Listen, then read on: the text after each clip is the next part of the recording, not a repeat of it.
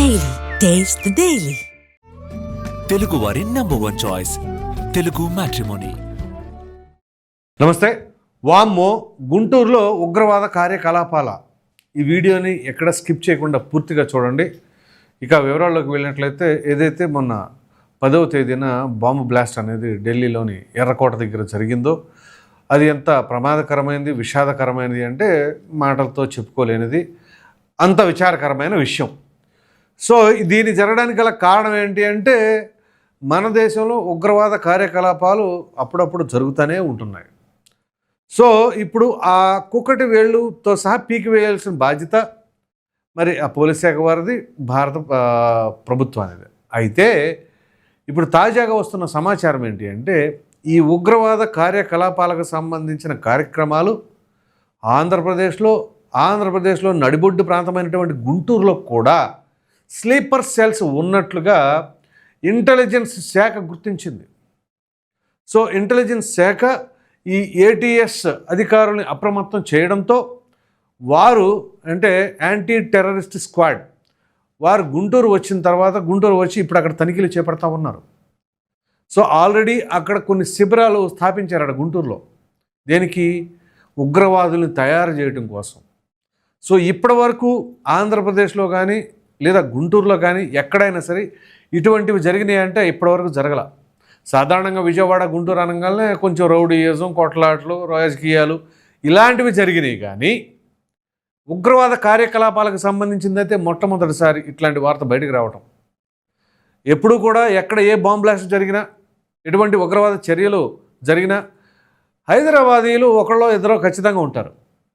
కానీ మొట్టమొదటిసారి మన గుంటూరుకు సంబంధించిన ప్రాంతంలో కూడా ఈ విధమైన పరిస్థితులు చోటు చేసుకుంటున్నాయంటే అది ఎంత ప్రమాదకరమైనదో గుర్తించండి. సో నిదానంగా ఆ విషయాన్ని ఎక్కడికక్కడ నింపే ప్రయత్నం.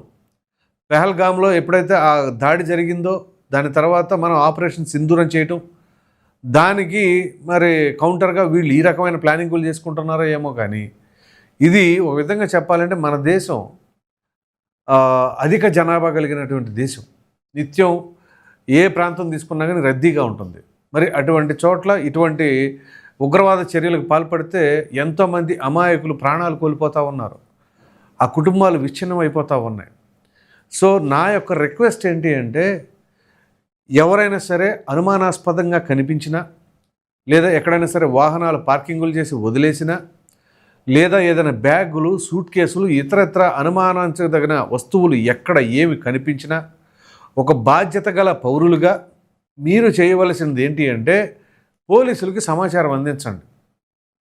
ఎందుకంటే మనకు తెలుస్తుంది కదా, ఒక బాక్సో ఒక వస్తువు ఏదో కొన్ని దారిలో నడుస్తూ ఉంటాం. రెగ్యులర్గా మనం వెళ్ళే రూటే మీరు పనిమాల వెళ్ళి రైల్వే స్టేషన్లో, బస్ స్టాండ్లో ఎతకమని చెప్పట్లా. మీరు రెగ్యులర్గా మీ పని మీద మీరు వెళుతూ ఉన్నప్పుడు మీరు వెళ్ళే ప్రాంతాన్నే గమనించుకుంటూ ఉంటే ఏదైనా అనుమానం కలిగేలాగా ఉంటే అది మన బాధ్యత గల పౌరులం మనం. ఎందుకంటున్నానంటే ఒకవేళ ఏదైనా సరే ఒక జరగకూడదు జరిగింది అనుకోండి, అది మనం గమనించి ఉండామనుకోండి, అది జరిగిన తర్వాత మనం ఒకసారి రివైండ్ చేసుకుంటారే నేను చూశానే అని అనుకుంటే ఆ తర్వాత మనం బాధపడిన ఉపయోగం ఉండదు. ఒకవేళ ఆ దురదృష్టకరమైన ఘటన ఏంటి అంటే మనం చూసాం కదా కానీ మనం చెప్పలేదు కదా, కానీ ఆ ఘటనలో ఆ చూసిన కుటుంబ సభ్యుడి యొక్క ఇంట్లో కుటుంబ సభ్యులే ప్రాణాలు కోల్పోతే ఇంకా ఎంత బాధ ఉంటుంది. సో ఇది నేనేదో భయపెడతం కోసం ఇంకోటి కోసం చెప్పట్లేదండి, బాధ్యత కోసం చెప్తున్నాను. ఇది మన రాష్ట్రం, మన దేశం, మన పౌరులు, మన సహోదరులు. సో ఎవరికి, మన ఇంటి ప్రక్కన వారికి జరిగినా, మన ఊర్లో ఒకరికి జరిగినా, మన దేశ పౌరుడికి ఒకరికి జరిగినా అది మనకు జరిగినంత బాధగా ఉంటుంది. సో ఎక్కడ ఉగ్రవాదులు ఎక్కడికి వచ్చారు, ఎక్కడ శిబిరాలు పెట్టారండి? అందుకనే ఇప్పుడు జల్లెడ పడుతూ ఉన్నారు పోలీసులు ఎక్కడికక్కడ. మరి దీనికి ఎండ్ పాయింట్ ఏంటి? ఎలా తీసుకురావాలి ఈ ఉగ్రవాద చర్యల్ని, ఉగ్రవాదుల్ని ఎలా అణగదొక్కాలి?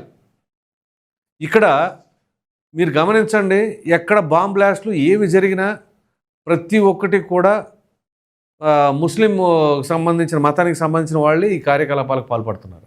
అయితే ముస్లిం సోదరులందరికీ మనం ఆపాదించడానికి ఏమాత్రం కూడా అవకాశం లేదు. ఎందుకంటే మన భారతదేశంలోనే, మన రాష్ట్రంలోనే, మన ప్రాంతాల్లోనే ముస్లిం సోదరులు అందరూ మనతో చక్కగా కలిసిమెలిసి ఉంటున్నారు.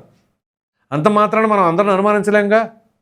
కానీ ఎక్కడో ఒక చోట ఒకరో ఇద్దరో చేసిన పనికి వాళ్ళందరినీ కూడా అనుమానించవలసిన పరిస్థితి వస్తుంది. అంతెందుకు సాటి ముస్లిం సోదరులే వాళ్ళు దొరికితే వదిలిపెట్టమని చెప్పేసి మాట్లాడుతున్నారు అంటే వాళ్ళు వాళ్ళపైన ఎంత కోపంతో ఉన్నారో అర్థం చేసుకోవాలి. సో ఈ ఉగ్రవాద చర్యల్ని ప్రతి ఒక్కరూ కూడా వీలైనంత వరకు మన బాధ్యత ప్రకారంగా మనం చేసుకుందాం. మనకు దొరికితే ఎవరైనా అనుమానాస్పదంగా కనిపిస్తే చెబుతాం, లేకపోతే లేదు. అమ్మో ఇది పోలీస్ స్టేషన్కి చెబితే మళ్ళీ పదపద్దాక మనల్ని పిలుస్తారేమో అనుకోవడానికి ఏం చిల్లర గొడవలు కాదు, దేశానికి సంబంధించింది. కాబట్టి మనం అల్లరి చిల్లరగా చెప్పడానికి ఆస్కారం ఉండకూడదు. ఎట్ ద సేమ్ టైం చూసిన తర్వాత ఏదో పోనీలేని లైట్ తీసుకోవడానికి అవకాశం ఇవ్వమాకండి. సో అది ఎవరికైనా ఆ ప్రమాదం జరగడానికి ఆస్కారం ఉంటుంది. కాబట్టి ఇవి పోలీసులు ఎంత బాధ్యతగా చూసుకుంటూ ఉంటారో అలాగే అధికారంలో ఉన్న నాయకులు ప్రతి ఒక్కరూ వాళ్ళు బాధ్యతగా ప్రతి ఒక్కటి ఆ యొక్క అధికారులకు ఆదేశాలు జారీ చేస్తూ ఉంటారు. అట్ ద సేమ్ టైం మనం కూడా మనం జాగ్రత్తలు తీసుకుంటూ మన బాధ్యతగా మనం ఏం చేస్తున్నది కూడా చాలా ముఖ్యం. సో ఇవాళ గుంటూరు, రేపు విజయవాడ, విశాఖపట్నం, ఇప్పుడు విశాఖపట్నంలో రేపు ఇన్వెస్టర్స్ సమ్మిట్ ఉంది. సో ఏదైనా సరే జరగకూడదు జరిగితే మరలా ప్రమాదకరమైన సంకేతాలు, అది మన రాష్ట్రానికి పెద్ద దెబ్బగా ఉండబోతుంది. కాబట్టి ప్రతి ఒక్కరు కొంచెం బాధ్యతగా ఉండాలని చెప్పేసి అయితే నేను ఒక రిక్వెస్ట్ చేస్తున్నాను. ఈ వీడియో పైన ప్రధానంగా గుంటూరులోనే ఈ స్లీపర్ సెల్స్ ఉన్నారా అని చెప్పేసి యాక్టివ్ అయ్యారు అని చెప్పేసి వచ్చే వార్తలపైన మీ అభిప్రాయాన్ని కామెంట్ సెక్షన్లో తెలియచేయండి. Thank you.